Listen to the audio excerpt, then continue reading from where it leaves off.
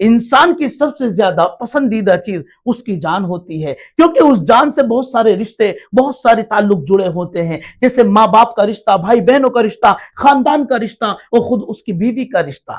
اس لیے ہی بندہ اپنی جان کو سب سے زیادہ سب سے زیادہ پسندیدہ تصور کرتا ہے۔ لیکن اسی جان کو جو بندہ کسی کے لیے قربان کر دے تو اندازہ یہ لگایا جا سکتا ہے کہ جان سے بھی زیادہ وہ چیز پیاری تھی جس کے لیے اس نے جان کو قربان کر دیا۔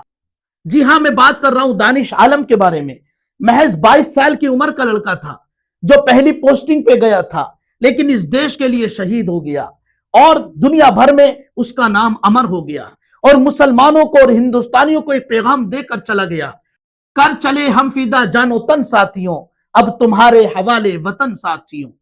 اور ایک ہی شہادت نہیں ہے دیش کے لیے، سینکڑوں شہادتیں اب تک مسلمان دے چکا ہے، لیکن اس کے باوجود ہندوستان میں یہ بات پھیلائی جاتی ہے کہ مسلمانوں نے اس ہندوستان کے لیے کچھ نہیں کیا ہے، اور مسلمانوں کو اولی شہری گھوشت کرنے سے منع کیا جاتا ہے، اور کہتے ہیں کہ دوسرے نمبر کے شہری ہیں۔ میرے بھائی، اگر تم نے جانیں دی ہیں تو مسلمانوں نے بھی جانیں دی ہیں۔ اگر تم دیش کے لیے سب کچھ کر سکتے ہو تو مسلمان بھی دیش کے لیے سب کچھ کر سکتا ہے۔ مسلمان کو جان سے بھی پیارا اپنا دیش ہوا کرتا ہے۔ جن ماں باپ نے دانش عالم کو ہنسی خوشی ودا کیا تھا،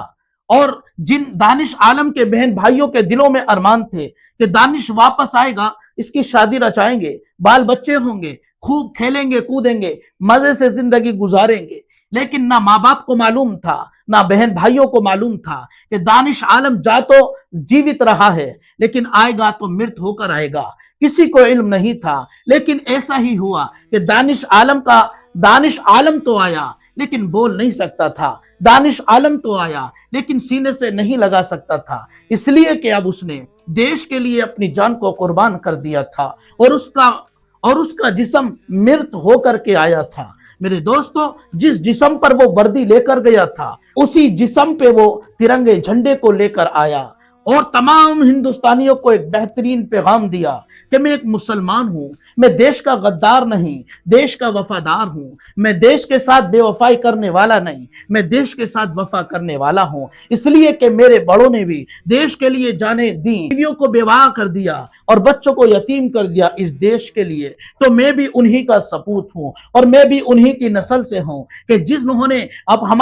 جنہوں نے دیش کے لیے تن من دھن کی بازیاں لگا دی، تو میں بھی انہی میں سے ہوں، میں بھی اپنے دیش کے لیے سب کچھ قربان کر سکتا ہوں۔ یہ پیغام دیا اور اندھ بھکتوں کی آنکھیں کھولنے کی کوشش کی، لیکن ایسا محسوس ہوتا ہے کہ اندھ بھکت واقعی اندھے ہو چکے ہیں، انہیں کچھ نظر نہیں آتا ہے، ان کو نظر آئے گا بھی تو اس کو نظر انداز کر دیں گے۔ یہ ہے ہندوستان کی سچائی۔ بھائی، جوان کو سلام ہے، اس جوان کو سلیوٹ ہے کہ جس نے ہندوستان کے لیے اپنی جان قربان کر دی اور ہندوستان کے مسلمانوں کا سر فخر سے اونچا کر دیا۔ اگر آپ کو بھی فخر اور غرور آ رہا ہو تو کمنٹ میں اس بھائی کے لیے سلیوٹ ضرور لکھتے جانا، اور بھائی ویڈیو کو زیادہ سے زیادہ شیئر کرنا اور چینل کو سبسکرائب ضرور کر لینا۔